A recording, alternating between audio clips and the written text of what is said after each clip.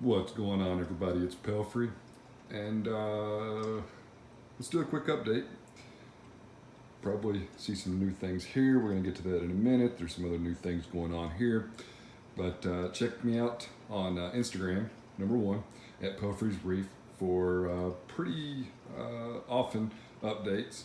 Check out the website at pelfrey.net and check out Scurvy's YouTube channel. He has a Red Sea Reefer 250 with the Vortech. Maybe I'm saying that correctly or incorrectly. One of the Vortech V2s, I believe. The bigger fixture over his Red Sea Reefer. So before we get into this update, let's go out to the garage real quick. I typically do these cleanings just right beside the tank. However, you can see the pump is pretty dirty. So I'm actually going to run it in this bucket with water. I'm going to add some vinegar to it and a CJ 1.5 for some water movement, and actually take the pump apart so that I can get the propellers there cleaned out. You can see they're right in the middle of the frame there.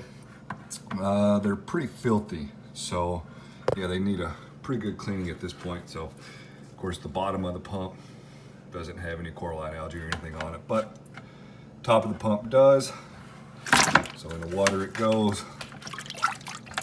You need to, like I said, dump some vinegar. Always keep vinegar. There's 4 gallons, well, 3.5 gallons there.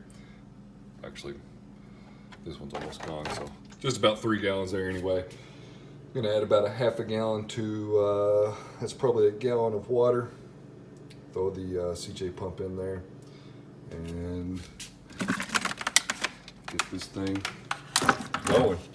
So as far as the CJ pump's concerned, there's nothing fancy here. Excuse the light right here, but I think I mentioned this before, and if you're following me on Instagram, then you know that Boom Corals on Reef to Reef recently had a sale where you pick 2 and then he'll blind pick 3 corals. So my first suggestion is, if you're not in Reef to Reef, go ahead and sign up on Reef to Reef. You really have nothing to lose. There's vendors that have sales like this all the time. So this pack was originally $125. That's 5 pieces there. I paid $139 because I did Saturday delivery. I picked a PC Rainbow and a Cliffs Acro. I don't know what any of that means, and then the other 3 had names on them, but they're in this bucket now. They don't have any identification on them, so I don't know what's what, but I'm not really big into names. I'm just trying to keep some corals alive. So right now they're setting in some water, obviously, and and some Revive. I did a water change with the Red Sea Blue bucket. This is some fresh salt water, so once they're done in this, then they'll move over to this, and then I'll probably put them in this right here just to rinse them off one more time before they go into the Red Sea Reefer. Both of the Gyre pumps were taken off of the tank and thoroughly cleaned, so they should be good to go for a little while now. I did add, you're probably not going to see it very well, but that is a Vortech wireless quiet drive MP10, and I put it on the back wall. Why did I get that? Well, I got a really good deal on it, so I went ahead and bought it, and everybody else seemed to have success with these Vortech pumps on the back wall and on the side of the Red Sea Reefer tanks, whereas whenever I first started the tank, I wasn't real comfortable with it. So, like I said, I got a really good deal on the Vortech pump. I have it running the nutrient export mode at about 50%, and it's working out well for me. So I've discussed this rock work, and it would be really nice to get a smaller rock work structure over here so that I could run maybe another pump on the back wall there, which is probably completely overkill for this particular tank. But you know, if I come across a good deal, I'm definitely going to get it. And obviously, front and center, we have the Boom Corals. Of course, there's a scratch right there on the glass. We have the Boom Corals Frag pack, which is about, I don't know, 6 inches or so from the bottom of the tank. I'm gonna butcher the names because I don't really know them, although I do know that this is a PC Rainbow. So again, they had a pick two where you pick 2 corals and then he would throw in 3 more. So this one looks great, this one looks great, this one looks great, this one looks great, and then this one is so-so. Then if we take a look at some of the other pieces from Battle Corals, they're all doing really well. And I'm not gonna get my hopes up just yet, but there's some pulp extension on all of them. May not have the best colors in the world, but for me, I'm satisfied with it. In order to better prepare myself, if I do swap out the rock work, I took some 2 pieces here of rock that I had in a bucket, and I threw them in the sump area. And of course there's some dead frags down there, so I just threw them down there because that's kind of where my hand landed at the time. But I'm gonna seed this rock here until I decide on what to do with this structure, because like I said, this is all cemented together. And I may very well build another structure to replace it with.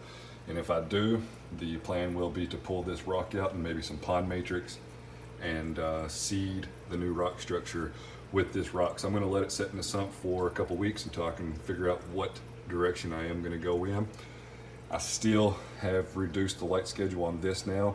I'm doing about 30 to 45 minutes a week, and you know, maybe eventually pretty soon pull it completely off the tank. I'm not really sure. BRS reactor's been doing wonderful. Based on some suggestions, I did increase the intensity of the Kessel lights, and do need to do another par reading. And a lot of people said that I should have turned the flow off whenever I did the par reading. And I probably should have done an on and off reading, you know, with the flow on and then the flow off, but oh well. Still at only like 62 or 63% with intensity with the Kessels. So there's definitely some room to increase it. I'm gonna try to watch these corals here and see how well they react. Like the battle corals have been in here for a little bit now, and these over here in this area, like I said, are doing pretty well, but that's typically what happens in my tank. They do well, and then all of a sudden they don't. Like for instance, this guy right here wasn't doing well, but it's looking better now. So I did dose the tank with phosphates and nitrates. So let's go over to the table, look at some parameters, further discuss that. So this is a nitrate reading. Let's take a look here. Today is the 29th, so the video is going to be delayed, but alkalinity was at 7.4, which for some strange reason we had a dip right here from 7.7 to 7.4, and it stayed pretty consistent at 7.4.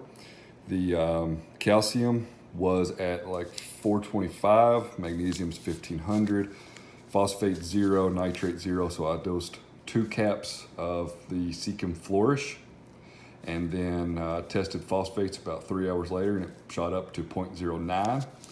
My first dosage of nitrate was 15 milliliters. I did a high and low range test and it came back 0, so I dosed another 20 milliliters, and we have some nitrates in the tank. So I think I'm gonna actually dose probably 10 to 15 milliliters more into the tank just to get a better reading and go from there. I know, like I said, the phosphates came back on the phosphorus checker at 28, which is 0.09.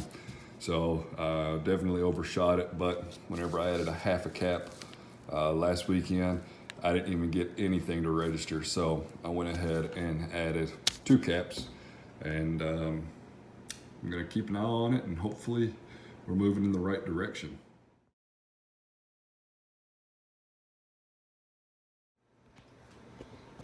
To address this really quick, I understand it seems counterintuitive to run an algae turf scrubber and dose nitrates and phosphates into the tank. Now, the last time that I drastically reduced the light schedule on the algae turf scrubber, I thought that I was getting dinos in the tank. The sand bed got an algae built up on it. Luckily, I was able to combat that by readjusting the algae turf scrubber light schedule. So I'm slowly ramping it down so that I don't shock the system again and possibly create any other problems for myself. So I also forgot to mention this. There used to be a toadstool leather here. I got rid of it just because some of the comments and some of the research that I had was doing stated that it's possible that that leather was affecting SPS corals. So the tank as it stands right now, you know, of course, I'm not really going to be able to pinpoint what's what because I did add more flow. I added a third Kessel light. I'm adding nitrates and phosphates to the tank, and I removed the leather. So am I going to be able to say that 100% the leather pulling that toadstool out was the problem all along? Unfortunately, I'm not, but I think it's a step in the right direction. So with that said, I'm going to go ahead and cut this short. Remember to check out Scurvy. Link to his channel is going to be in the description below. Check me out on Instagram again at Pelfrey's Reef. Check me out on my website at pelfrey.net. Like, comment, and subscribe. See you on the next one.